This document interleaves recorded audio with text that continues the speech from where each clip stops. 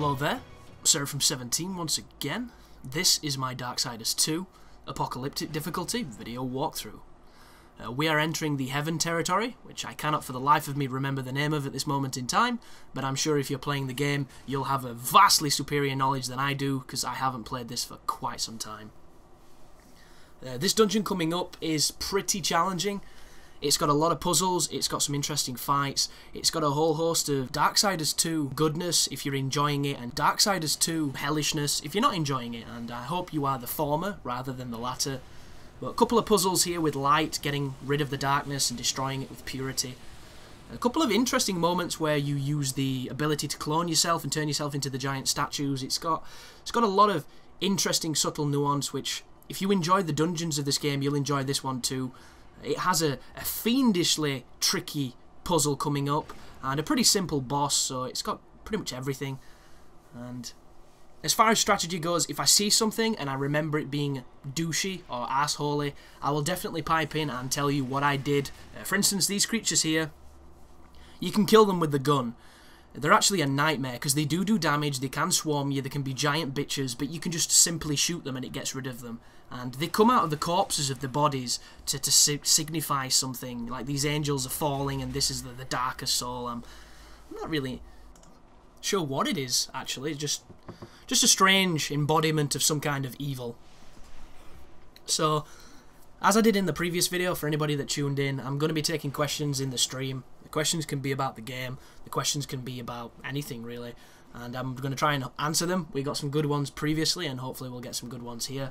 Once again, we started with the usual chorus of dicks, because it seems to be just we can't get away from the male appendage. We've got phallus on the brain, and boom, just dicks, dicks, dicks all over the place. So instead, bit of gameplay talk. This area is going to be filled with, I think it's called corruption, and getting rid of the corruption generally utilises machines that generate this light. It's like lightning. It looks quite nice. It's an interesting trope which games have done before, and this game is no different in its implementation of it. So we do have a question up here, and it's from a guy called Rolling Skeleton, and it is there a game series that needs a reboot in your opinion? And if there is, what would you change to make the series more interesting again?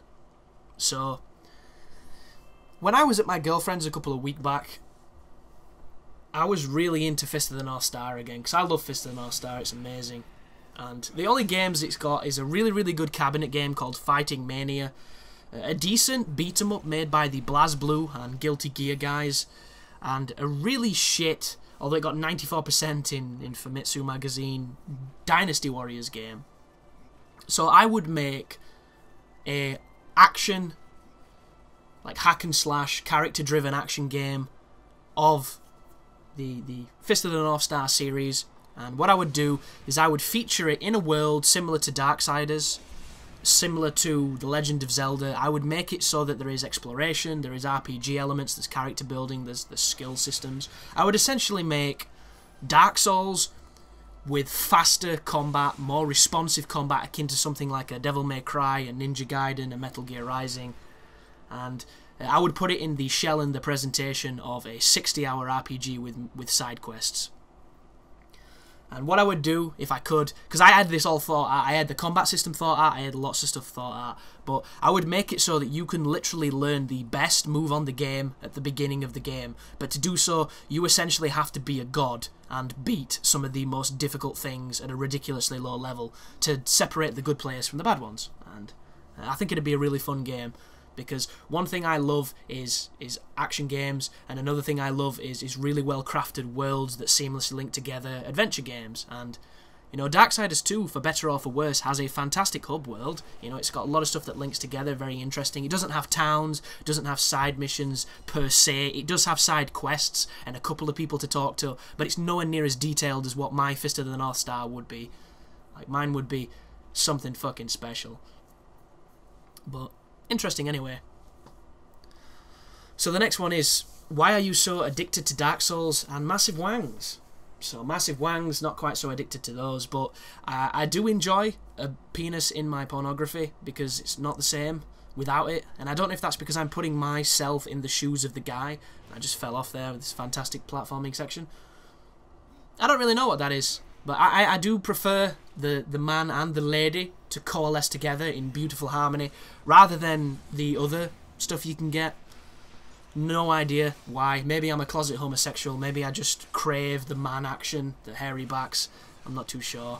But not too addicted to that stuff, as fun as it probably is if you are, because, you know, there's nothing filthier than men, and if you like men, you've got the best of both worlds, because you can just get deep in there. There's no, do you want me to buy you flowers? There's no, do you want me to buy you dinner? There's just suck my dick and thank you.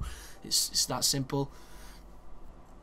But back to your other question, why am I addicted to Dark Souls? I'm not at this moment, which is good, because I've teetered myself away from it.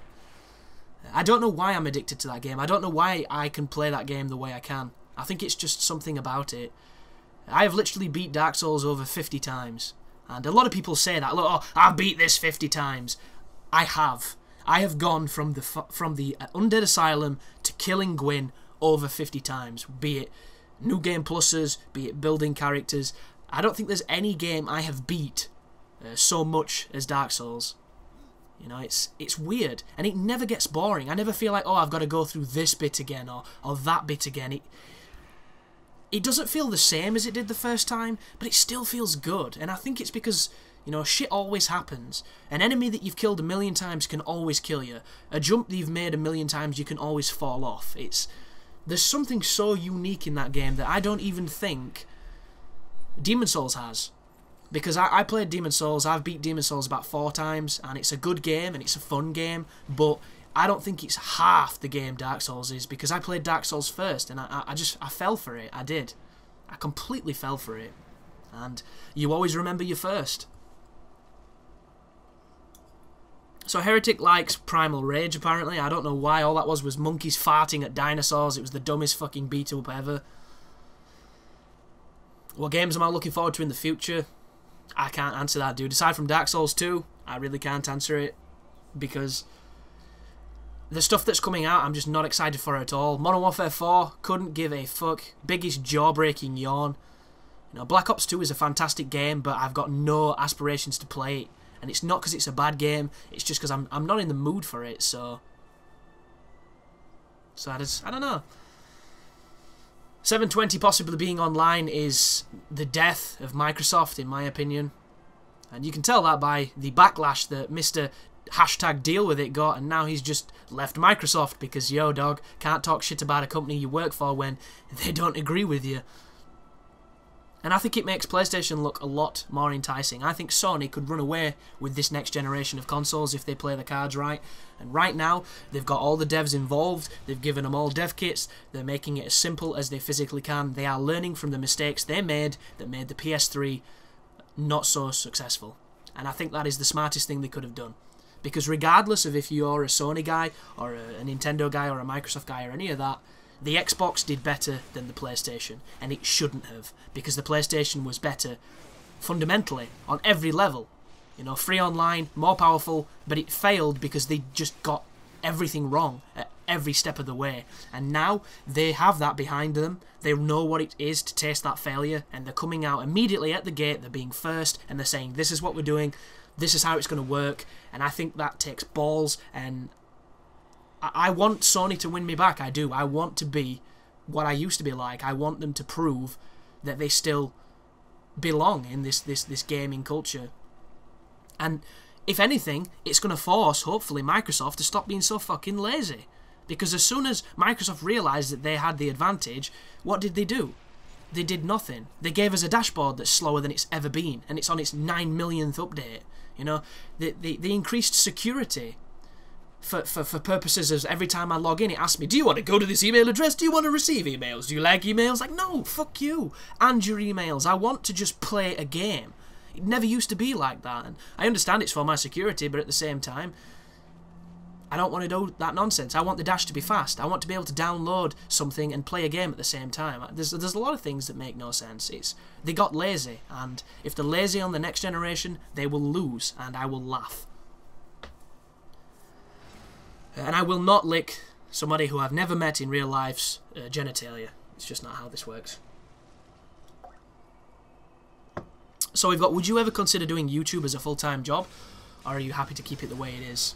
Well, to be completely honest, dude, I treat YouTube at this moment in time like a full-time job because I've got a lot of time on my hands. I'm looking for work, and it stops me from being depressed.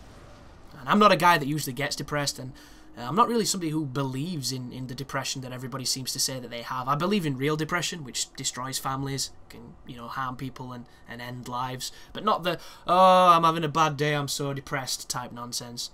But there are times when I wake up, folks, when I don't have any emails from all the emails that I've sent. I don't have any replies. I don't have any prospectus, you know, job requests or anything like that. And it is very sad. It's really sad. So YouTube, to me, is my opportunity to prove that I do work hard. It's my opportunity to prove that I'm not a waste of resource. I'm not a slacker. I'm not a dull scum. I'm not somebody who's not, you know, contributing something. And who knows, in time, maybe it'll come back and it'll build a career for me. I would love to do YouTube full-time, guys, but YouTube to me is a dream job, and unfortunately dreams are for when you're asleep, and at this moment in time I am not the most successful person. So yeah, there you go. What's your favourite console? Which one had your favourite games on it? N64 for life. N64 is the best console ever made. It had some of the greatest innovations, and those games you cannot beat. 4-player multiplayer all day, every day, being a kid. It's dream stuff. Perfect. And you did it on the smallest TVs.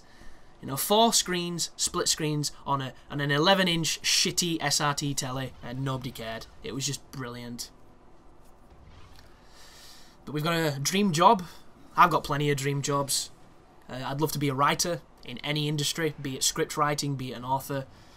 I would like to be a creative director in anything, be it from film to advertising, marketing. I'd like to be a designer. I'd like to be, you know, I'd like to be a vocalist in a band. There's so many dream jobs I've had, but the dreams, and they're really, really hard to get, and you've got to really put yourself out there. And there are days when it doesn't seem like you're going anywhere, and you know, I'm 25 years old and I'm living with my parents, and I'm a drain on their resource because I'm trying to find a career in something I love rather than just be somebody who's a slave to a wage. And they come from a culture, they come from a generation, sorry, not a culture, that's the wrong word, where when they left school at 15, they went immediately into work. It didn't matter what it was, they just went to work. That's how life was, and you didn't have much choice in that. So to me, you know, to see me doing what I'm doing is probably a massive disappointment for them, and it makes me very sad, and it makes me hope that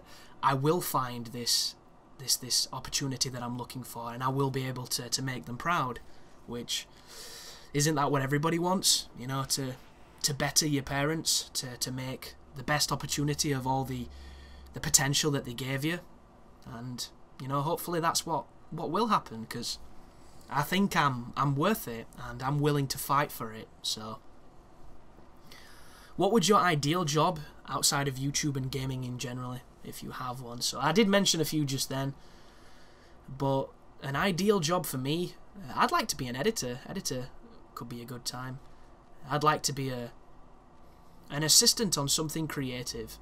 I'd like to be in the development process of it. I'd like to be, you know, just part of the creation of something that isn't just manual labour, brainless, you know, not just... I want to be in a position where I don't hate my life. I don't hate my job. I don't go to bed at night wishing I was someone else, or wishing I'd done something better. Because, you know, you blink your eyes and you're old. You're in your 50s, you're in your 60s, you're in your 70s, you've got kids, they've got kids, and you never really did what you wanted to do. And we only get one shot at this, guys. We get one turn, and after that one turn, nobody knows what happens. Maybe nothing happens. So I don't want to be the guy that looks back and says, you know, I didn't do what I wanted to do. I didn't do what I was worth. I didn't do what I felt was right. Is there an old game that hurts your eyes to play now that you wish you could get people to remake? Definitely. God Hand. God Hand I have on the PlayStation 3, on the, you know, PlayStation 3 demand market awesome games and stuff. I've got that, and it is up-resed, and it does look better, but it still hurts my fucking eyes. Really, really bad. pretty much every game I love, I wish they'd do a remake to, because it gives me an excuse to play it again, it gives me an excuse to see it again, and it gives me an excuse to get achievements on it. But there it is. So we've got somebody thinking that footballers shouldn't be paid millions and more important jobs should be. I completely agree with you there, dude. I think teachers should get the most money ever, because at the end of the day they're sculpting futures, and that is a path that I could consider. It really is. You know, I've got a degree. I can always apply to do the teaching degree or do the into the school stuff, and that is an angle that I've been more than willing to take, because it's something interesting and it's something challenging. But that is really difficult, and it's a tough future. What would you say is one of your biggest passions? Would you say, sorry, gaming is one of your biggest passions, or do you have other hobbies that you also enjoy? I enjoy everything, absolutely everything. I write, I draw, I design. I used to be obsessed with football. I used to play football. You know, I like tennis. I used to be such a sporty guy, and I've kind of left a lot of that behind. You know, I'm really passionate about UFC. I'm really passionate about fighting and contact sports. Passionate about film. Passionate about music. You know, I am a hopeless romantic when it comes to things. I'm a creative. I can't turn it off. It doesn't turn off. You know, the reason why some of my commentaries are so interesting is because my brain runs at 100 mph with a million silly things. And, you know, somebody looks at something mundane and obvious, and when I look at it, I don't see that. I see something else. And I am gifted the way my brain works, but it can be difficult sometimes because you can't turn it off. Now, the video's not stopped, guys. This is the end part. This is the part where it's the black screen. It happened before. But got a lot of questions here still, so I'm going to cut this here. But thank you for watching, folks, anyhow. If you're hoping for nothing but strategy in these next few videos, you're simply not going to get it. But the action on the screen should speak for itself. This is pretty simple. So thank you for watching, and you take care now.